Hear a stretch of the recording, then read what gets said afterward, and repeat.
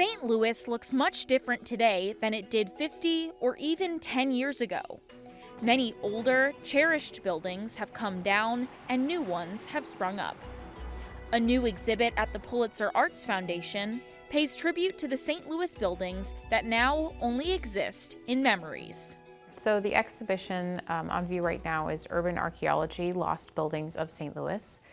And it's a collaboration between the Pulitzer Arts Foundation and the National Building Arts Center. Stephanie Weisberg is the curator at the Pulitzer Arts Foundation. The exhibition looks at materials from the 1800s till the present day that were part of St. Louis's architectural context and buildings that have been removed for one reason or another. So it's not only looking at the architectural history of St. Louis, but also looking at the histories of salvage and preservation. The Urban Archaeology exhibit has 5 different sections, each dedicated to a different theme or area in the city. Paul McKee's development. It's a vacant building for a long time, but before that it was a beloved community, small business. Michael Allen is the executive director of the National Building Arts Center. A majority of the artifacts on display have never been publicly displayed before, other than on buildings. So we have artifacts in the show like the facade panels from the Rivoli Theater in downtown St. Louis, this ornate Italian Renaissance building, that have been in crates since 1983 when that building was demolished. This is the first time they've ever been upright and on display since they were on that building. Other parts of the exhibit include a fragment from the Culver House, which was demolished in 2022, this lion's head from the Booter Building, a handmade brick from before the Civil War, and more. And while a collection of pieces of lost buildings are in the exhibit, many more can be found at the National Building Arts Center in Sauget, Illinois. This is our iron and steel yard. It's probably the largest collection of built environment and building arts materials in the country, and one of the largest in the world. Emery Cox is the Archives and Collections Manager at the National Building Arts Center. He says the collection started in the 1970s with their late founder, Larry Giles's salvage business. In 2004, Living St. Louis's Patrick Murphy interviewed Giles. I envision it remaining in St. Louis and being part of a public trust. It would be useful to anyone interested in materials, the history of architecture, building technologies and conservation, design. St. Louis is really one of a handful of American cities that's essential for a understanding of American architecture. By 2002, he incorporated the nonprofit St. Louis Building Arts Foundation.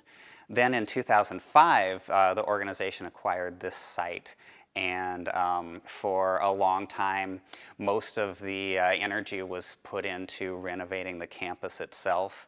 It wasn't until after Larry's death in 2021 that we really started to put on a public face. The campus spans over 12 acres and has thousands of artifacts from lost buildings from across the U.S.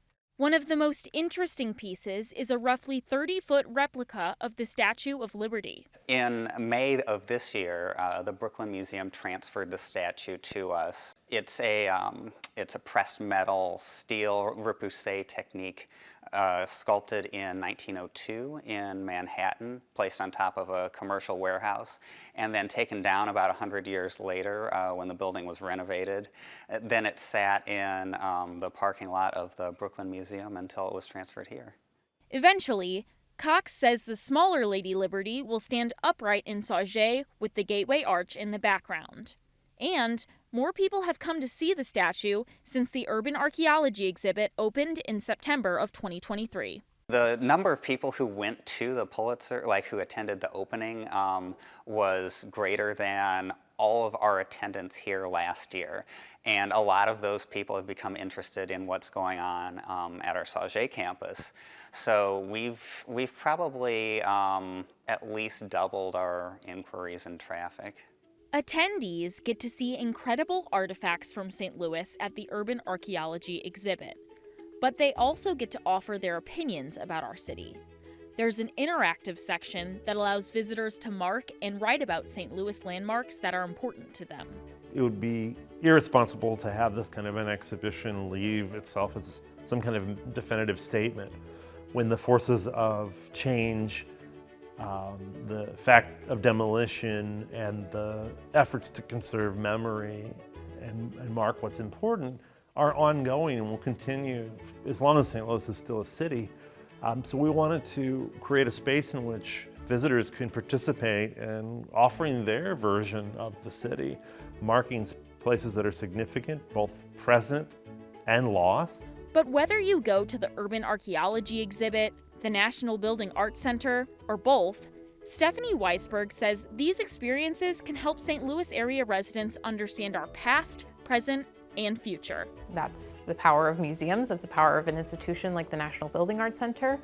And I think it was the vision of the founder, Larry Giles, that these objects would be studied and understood in the future to help inform the decisions that we make now. So there are so many layers of history that it's important for people to know and understand in order to be able to make informed decisions about our present day, but also to maybe imagine better futures.